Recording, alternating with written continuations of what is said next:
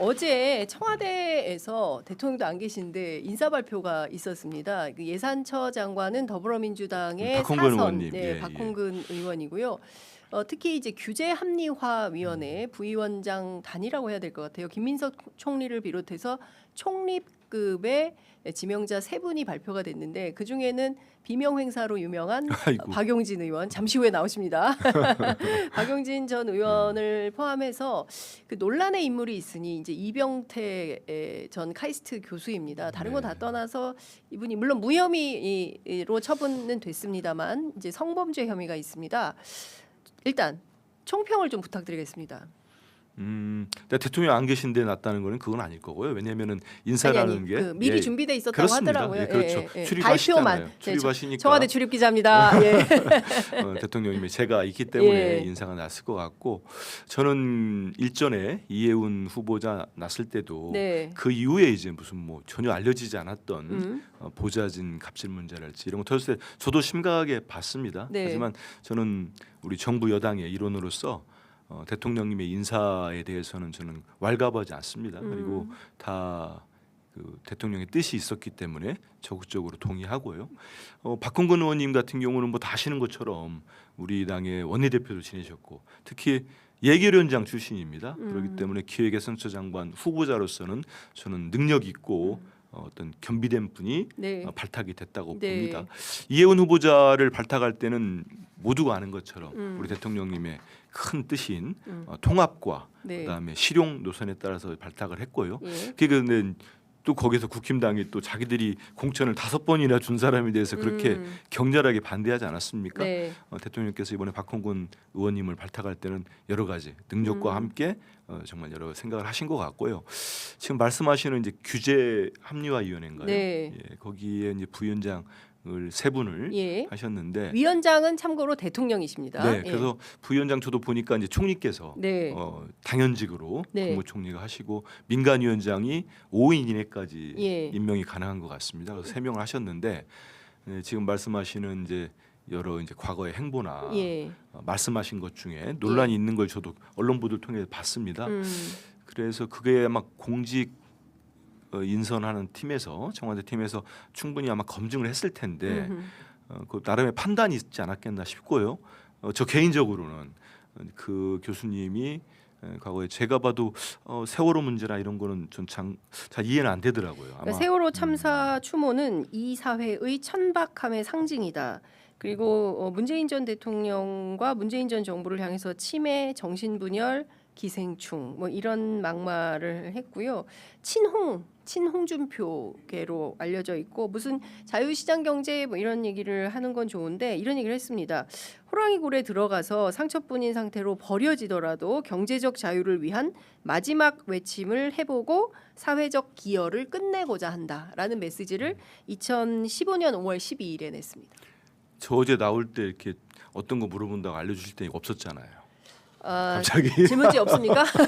농담입니다. 농담이고요. 그 일단은 제가 좀 전에 말씀드린 것처럼 어떤 대통령의 인선 네. 기준이 있을 거고, 전 다만 지금 말씀하신 그런 어떤 논란 부분이 있는 거는 제가 기사를 볼 때는 우리 국민들 보실 때 좀 불편하신 부분들이 있다면 본인이 조금 더 해명할 필요는 있지 않겠나. 이분이 생각이 이런 듭니다. 부분에 대해서 단 한 번도 사과하신 적이 없어요. 아, 그렇습니까? 예. 그러면 이미 이제 그 뭐 아무리 그 사인이나 예. 민간인 쪽에 계셨다 하더라도 물론 뭐 여기 이 자리가 또 민간 위원 몫이긴 합니다만 예. 그래도 우리 정부의 중요한 또 위원회에 네. 참여하신 만큼 여기에 대해서는 필요하다면 본인의 입장이 좀 나오면 좋지 않겠나 생각합니다. 그러나 이 부위원장단은 인사청문 대상은 아니라고 하더라고요. 예, 이건 바로 임명한 것 그렇죠. 같던데요. 바로 임명 네, 네. 이 위촉이라는 표현을 쓰던데. 위촉, 예, 그렇습니다. 예, 그러니까 정부 바로 위원회이기 됐기 때문에 이제 이분들의 임기는 시작이 곧 되는 걸로 이제 전해지고 있고요.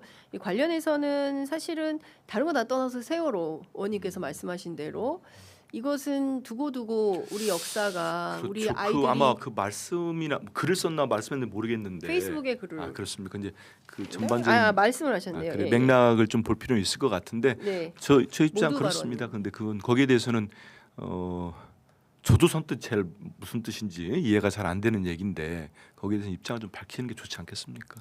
네, 그 부분에 대해서는 입장을 밝히는 게 좋겠다라는 말씀을 좀 주셨습니다. 다른 거 다 떠나서 친일은 당연한 거다. 그 부분도 제가 잘 이해는 못하겠습니다. 예. 그러니까 뭐 국교 정상화를 했으면 어느 나라든 다 친하게 지내야 공동 번영이 있다. 친미, 친일, 친영, 친푸, 친불, 뭐 친독, 왜 이 친일이 욕을 먹어야 되냐 이제 이런 비판을 했습니다. 그거는 역사 인식에 대해서 그렇죠. 어떻게 저하고도 이제 역사 인식이 다른 부분인데요. 음. 일본하고 그 저희들이 경제나 안보 분야에서 협력은 우리 지금 대통령이 얼마나 잘하고 계십니까? 네, 네. 그건 당연한 거고요.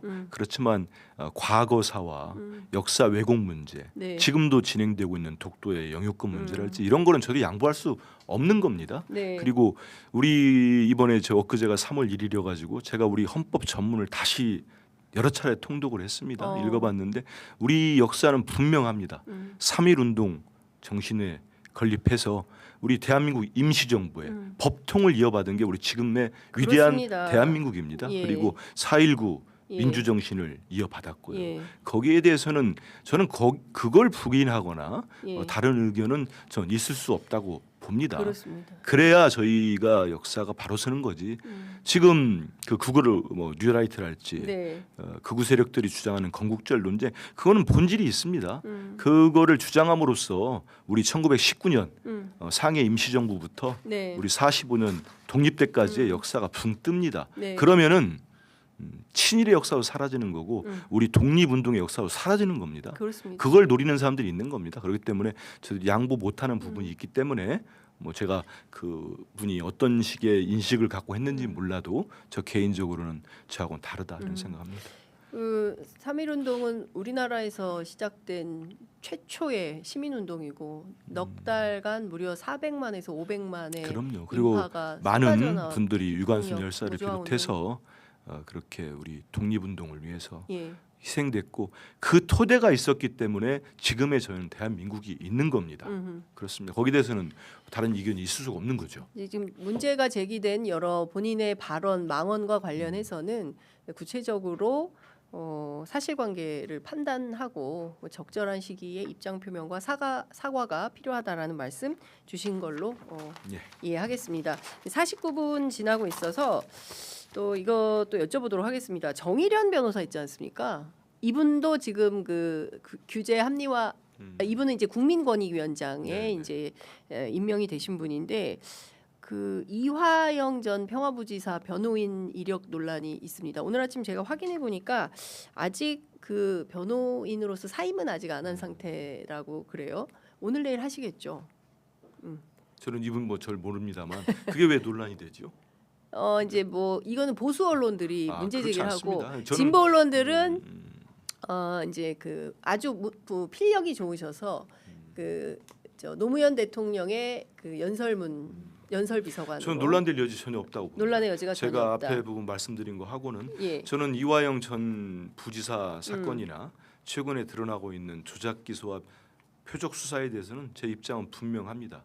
바로 잡아야 되고 이화영 전 부지사 사건은 결국은 지금 대통령님, 이재명 대표 그리고 경기도지사 시절에 정적을 제거하기 위해서 표적된 수사 아닙니까? 네. 그렇지 않습니까? 네. 대표적으로 진술 세미나 있었잖아요. 연어 술 파티 있었지 않습니까? 네. 그럼 거기 변호 활동했다고 해서 능력이 되는데 이런 공직을 못 맡습니까?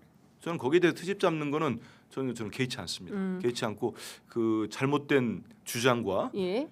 그런 것들이 결국은 결국 우리 지지층이랄지 우리 정부의 힘을 빼기 위해서 저는 공격하는 거라고 봅니다. 그러니까- 거기서는 명확한 제가 선을 그어드리는데요. 누구를 변호했다고 그리고 분명히 그것도 다른 사건도 아니고 예. 터무니없는 대북 송금이 말이 됩니까? 되지 않잖아요. 네. 그거는 제가 여러 차례 말씀을 드렸는데 원래 출발이 그겁니다. 이재명 대표 네. 시절 경기지사 시절 쌍방울 변호사비 20억 대납 사건입니다. 여기에 대해서 예전에 대표가 하신 말씀이 있어요. 말도 안 되는 얘기다. 내가 2억 수천만 원을 들여서 변호사비 다 드렸는데 어떻게 김성태가 내가 얼굴도 한 번 안 본 사람이 내 변호사비를 대납하느냐 말씀하셨어요. 분명히 김성태가 국내에 압송되면 이거 쫙 사라질 거라고 하셨습니다. 어떻게 됐습니까?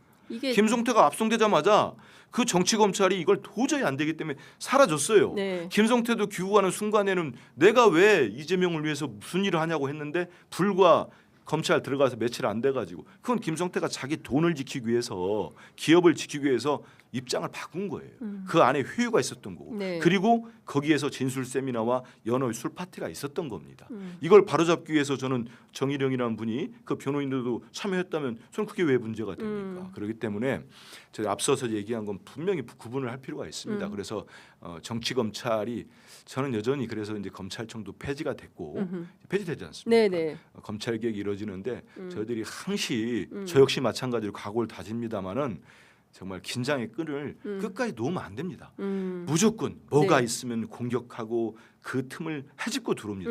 이럴 때일수록 거기에 대해서는 분명하게 우리가 입장을 가지고 있어야 한다. 네. 이런 말씀 드립니다. 트집 잡는 보수 언론들이 억지죠. 예, 억지고 정부를 공격하는 용도로 쓰는 것이다. 그들은 제가 이제 부동산 문제를 뭐 오늘은 뭐 없습니다만 말씀드리면 정말 저도 뭐 신문사에 있어보고 했습니다만 예. 그 얼토당치 않는 논리를 가지고 해요. 예. 결국은 다주택자 투기업자들 그리고 건설업자들 예. 그 논리에 서가지고 그 알량한 그 방송사들 수익을 위해서 거기에 또 부안해동합니다. 그런 사람들 많습니다. 우리 네. 장 기자님도 언론이시고 하지만 다 알잖아요. 우리 그렇죠. 그런 것들. 예. 그래서 진정한 언론이라면 그렇게 행동했어도 안 되고 네. 지금 또 저런 공격들이 하나하나 공격합니다. 네. 왜냐하면 우리 스윙보터층들, 뭐 합리적 보수층들 이미 우리 대통령이 얼마나 일 잘하고 있는지 제 지역만 가도요. 네. 그 보수 사람도 이런 얘기는 합니다. 제 얼굴 보면은 예전에 우리 대통령들 반대한 사람도 딱 그 얘기는 해요. 호칭을 좀 생략을 이해해 주십시오. 이재명이 일은 잘하지 저한테 다 얘기합니다. 그러면 제가 딱 그래요. 이재명 대통령님이 일은 잘하지 이렇게 바꿔주는데 네. 다 인정하잖아요. 맞아요. 이러니까 그 하나하나 꼬투리 잡아가지고 틈 벌리려고 공격하는 거예요. 여기에는 우리 현명한 우리 당원과 지지자들은 흔들리면 안 됩니다. 맞습니다.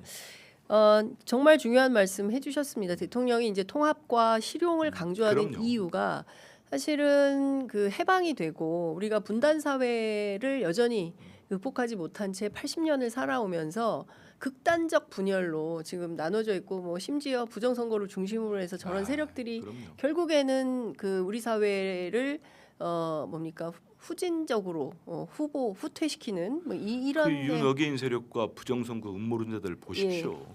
아니 그 사람들은 왜 요즘은 안 들고 나오는지 모르겠어요. 네. 뭐 미국 성조기하고 이스라엘 국기는 왜 들고 나옵니까? 그리고 트럼프가 그 뭐야 트럼프 대통령이 항공모함 보내가지고 윤석열 네. 구출해 준다면서요. 트황이 윤카를 구할 것이다. 이제 그런 사람들을 부추기는 세력이 있고 끊임없이 저는 갈등 구조를 가져갈 거라고 봅니다. 우리 정부 내내 그럴 거예요. 여기에 저희들이 결코 흔들려서는 안 되는 이유가 거기에는 우리 장 기자님 아시지만 그렇게 해서 경제적 이득을 얻는 세력들이 있습니다.